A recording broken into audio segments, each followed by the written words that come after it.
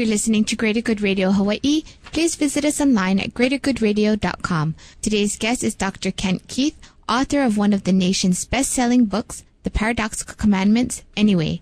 Can you give us an example or a story of someone who's implemented servant leadership in a great way in business?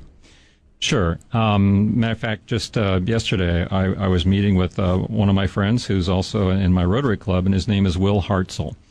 Will Hartzell is very, very disturbed by the fact that millions of people around the world die from contaminated drinking water. And Will is just a highly motivated person. Will is a highly motivated person who wanted to make a difference.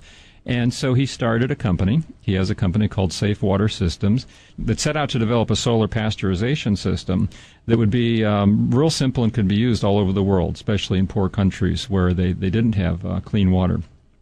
A lot of people told him it wouldn't be done. A lot of people said he couldn't do it. A lot of people said, gee, it's a tough business model. But Will was really motivated by the meaning that he would get when he knew that he would be, actually saving lives. So he went ahead, he stuck with it, and now years later he's placed, I think, 1,400 units in more than 50 countries around the world, and as we speak, about 100,000 people are drinking clean water that didn't have it before. And it's, these are people that aren't going to get sick and aren't going to die because one person who happens to live here in Honolulu started a company, and his business is to produce these kinds of products that will prevent people from drinking contaminated water. So he's got the meaning, he's got a business, he's really making a difference. I think that's a great example. So it's real similar to social entrepreneurship then. I think that a good place to start in thinking about social entrepreneurship is the fact that every business or nonprofit organization or government agency is really there to meet the needs of people. And they're different in terms of how they get their resources. I mean, a private business will charge for its services, a nonprofit may charge and be supported by donations, the government collects taxes. But however their resources come in, they're really all trying to do the same thing. They're trying to meet a real need. And if they don't, they should be out of business. They really need to be meeting a need. So every one of those organizations is contributing to the community to begin with. So they're already in the community, having an impact on the community. Many of them, while they are providing their program or product or service, are creating communities among themselves. I mean, for example, you think of in many towns, a coffee shop, it's a business. The people who come in every morning know each other, and they sort of build their own community. That's their time of sharing. I worked for the YMCA, and we began to notice that people who came to work out at certain times during the week began to meet each other, know each other. We were forming communities. So, as we did our work, we were building communities. I think that businesses, by improving the community, by building communities, they hire people. They're in the community. The community is already part of it. It's not like my business is over here in the community somewhere else. I mean, you're already in the middle of it, already involved, already making a difference. The social entrepreneurship part, to me, is realizing that you can go beyond a regular business model, and you can do things that are focused on what the community needs, and that creates relationships and goodwill that, in some form or another, come back to you, as they usually do in life, whatever you're doing. And that supports your business, and that supports the community at the same time. So I don't see them as really separate. I see them as one package. And I think businesses in particular tend to downplay the meaning of their work. I see, they tend to devalue, well, I'm just making money, where people in the nonprofit sector or government, they're really doing something noble.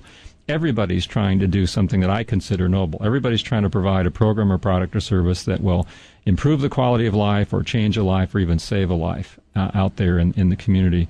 And so I think you need to start with that sense of meaning and then say, how can I expand that? So before we end, Dr. Kent Keith, so many of us are so involved with our daily lives, our businesses. Are you able to give us some tips of how we can find our own personal meaning and deep happiness so that we can be a servant leader? Yes. Everything we know from the world's religious teachings, from research, from our own experience, says that power, wealth, fame, and those sorts of symbols of success, they're fine. Our society pushes real hard toward those things. But they don't give us a whole lot of meaning. that it's not enough, that we want to get ahead, but we also need to get meaning. And what we know is that loving people and helping people and living ethically and becoming part of something larger than yourself, these are all really ancient and important sources of meaning. So you've got to keep track of that. You've got to balance your life. You need to lead a bigger, richer, more balanced life than just focusing on power, wealth, and fame. Lots of people do achieve the power, wealth, and fame and find it's comparatively empty. In fact, the American dream for at least a century has been about materialistic things. And now there are millions of Americans who have achieved the American dream, and they're not happy because it's hollow. So there's more to it. And we know what the more is. I do surveys, I do research, and people continually put family and giving and receiving love and intimate relationships above everything else. And what always comes out at the bottom in terms of sources of meaning are power, wealth, fame, and winning. So nobody's against power, wealth, and fame. That's just not enough. It's not a big source of meaning. So it's about living a balanced life. It's about seeing the meaning in what you're doing. Often it's there and people don't pay attention.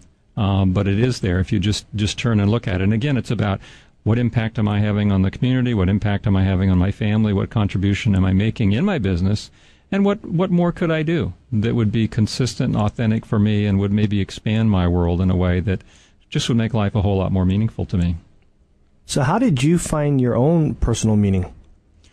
Well, I began to notice real early in life what I thought was worth doing and why it was worth doing. And I think I began to notice it because I would take a stand on an issue or I would try to do something and I'd get feedback. And sometimes it was very negative. When I was 15, I stood up and opposed a proposal to reorganize the student government at Roseville High School. I mean, that's a long time ago, and I was just a new sophomore at the school. I was the only one willing to stand up and say, no, I don't think we ought to eliminate the representative assembly. That's democracy. We want everybody involved. Why cut people out? And I was attacked, and I was treated badly, and people actually picketed during lunch hour, attacking me with their placards, and it was rough. But what I learned was, that's what I believe. And whatever happens, win or lose, it was meaningful to take a stand. Turned out I won. And, when it came to a vote, the side that I was promoting actually won. But you don't know that in advance. What you know is, this is what I believe. This is who I am. I want to do that. And I might get punished or I might get rewarded, but it's worth it. And so at a fairly early age, I started making those decisions, and I've tried to stick with it all these years. Thanks for joining us today on Greater Good Radio. For more information or a transcript of today's show, please visit us online at greatergoodradio.com. This is your host, Evan Leong and Carrie Leong, saying please join us next time for another episode of Greater Good Radio, Hawaii.